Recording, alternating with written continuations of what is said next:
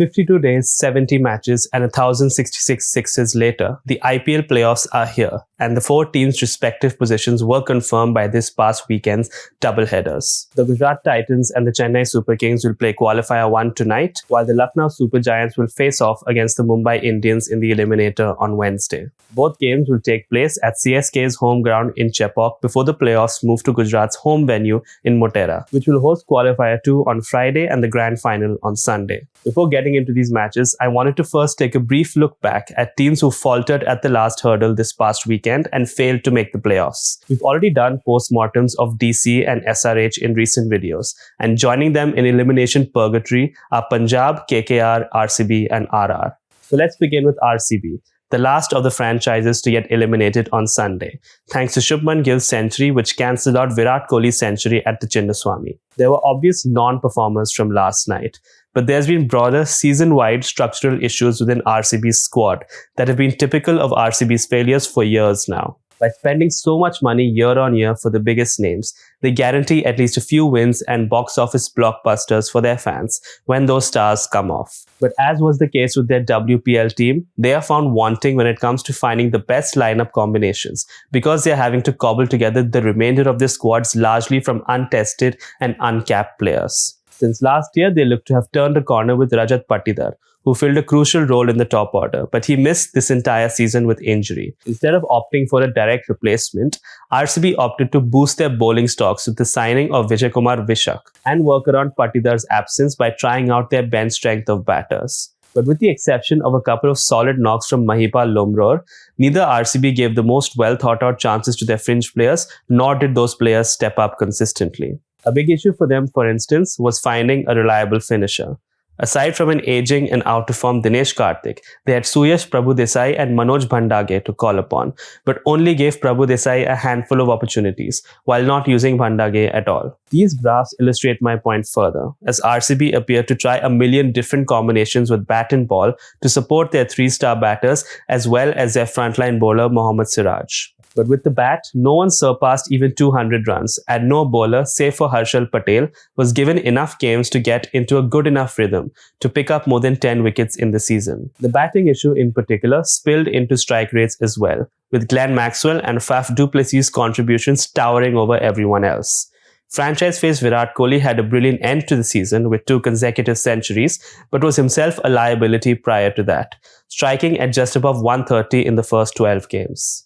One franchise with a largely more balanced squad on paper than RCB, but similarly inconsistent results and poor tactics was RR, where Yashasvi Jaiswal was by far the highest run scorer and also boasted the second best strike rate across the season at 163. The best striker was a great and much needed find for RR in Dhruv Jurel, coming down the order to finish innings, including their last win over Punjab. Although Jaiswal received decently aggressive batting support on paper, it was an uncharacteristically down year for his opening partner Jos Buttler by his usual standards. Butler's strike rate across the season was similar to Virat Kohli's, but he failed to breach the 400-run mark. Shimron Hetmeyer was a consistent match winner, while Sanju Samson and Devdutt Padikkal enjoyed decent if somewhat middling seasons. The real black mark for RR with the bat was Riyan Parag, the Assam player who they have persisted with for 5 seasons now. But with the emergence of Jurel in a similar role, it might be time to cut ties with Parag. The bigger issue for RR, however, was with ball in hand, even though Sandeep Sharma turned out to be a solid replacement for Prasidh Krishna. They simply couldn't find that fifth bowler to add the finishing touch to the existing attack of Sandeep, Trent Bolt, R. Ashwin and Yuzvendra Chahal, and they repeatedly paid the price for it. In the auction, they put a lot of eggs in the basket of seam bowling all-rounder Jason Holder by paying just under 6 crores for him. But Holder only managed 4 wickets in 8 games before being dropped, with a particularly poor performance coming away to Mumbai when Tim David smashed him for 3 consecutive sixes. Depending on the conditions, Holder would make way for Aussie leg spinner Adam Zampa and domestic pace options like KM Asif, Kuldeep Sen, Kuldeep Yadav and Navdeep Saini. But nothing seemed to work in favour of arresting their late season string of defeats.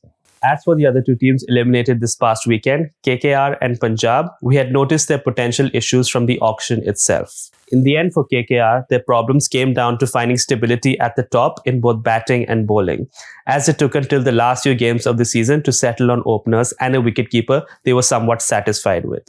Jason Roy, Venkatesh Iyer and Raimanullah Gurbaz. Similarly, their decision to spend a significant amount of their budget on an unfit Lockie Ferguson and Shardul Thakur turned out to be a predictably poor strategy. Ferguson went wicketless in 3 appearances, while Thakur took 7 wickets in 11 games with an economy rate of over 10. As a result, they didn't find their preferred new ball bowling attack of Vaibhav Arora and Harshit Rana early enough for it to impact their playoff push. But under head coach Chandrakant Pandit, there were enough bright spots to expect a significant improvement next year. Punjab's lack of depth was always going to be an issue, as they simply didn't have good answers to a drastic drop in form of their star left-arm pace duo of Arshdeep Singh and Sam Curran. Their only 2 economical bowlers in the middle were spinners Rahul Chahar and Harpreet Brar, while Nathan Ellis was reliable at the death. So more often than not, particularly in the second half of the season, opponents would simply maximize on scoring opportunities and freebies offered by Karan and Arshdeep. With the bat, they rarely played their full-strength lineup thanks to early season injuries to Shikhar Dhawan and Liam Livingston. While Trevor Bayliss was guilty of underusing Sikandar Raza in favour of Bhanuka Rajapaksa and Matthew Short, who scored far too few runs far too slowly. So what do we expect from the playoffs at Chepauk? CSK's home ground is known for providing either spin-friendly turning pitches or flatter batting wickets. Across the 7 matches CSK has hosted this season, 4 have been won by the chasing side, and 3 of those have featured low totals of 145 or less. Unlike other venues such as Mumbai that have consistently seen run fests with 200 plus scores, just 2 of the 7 matches at Chepauk this year were high scoring and took place in April. In the first of these, CSK successfully defended 217 against Lucknow, while Punjab chased down CSK's target of 201 in the second game. Moreover, all 3 of the Chepauk games in May have featured scores of less than 170. The only CSK player to have scored consistently well across these matches is their middle-overs spin basher Shivam Dube. He makes up for his non-existent footwork to bludgeon deliveries into the stands. Dube's season stats show that he has scored nearly 400 runs at a strike rate of 160. But in his last 3 games at Chepauk, his 99 runs at 154.68 were by far the most valuable for CSK. If Gujarat are to overcome CSK's home advantage tonight, not only would they need Rashid Khan and Noor Ahmed to nullify Dube's threat, but their middle-order hitters in Vijay Shankar, David Miller, Hardik Pandya and potentially Abhinav Manohar would need to step up. The Eliminator, on the other hand, will perhaps be a bit of a wild card.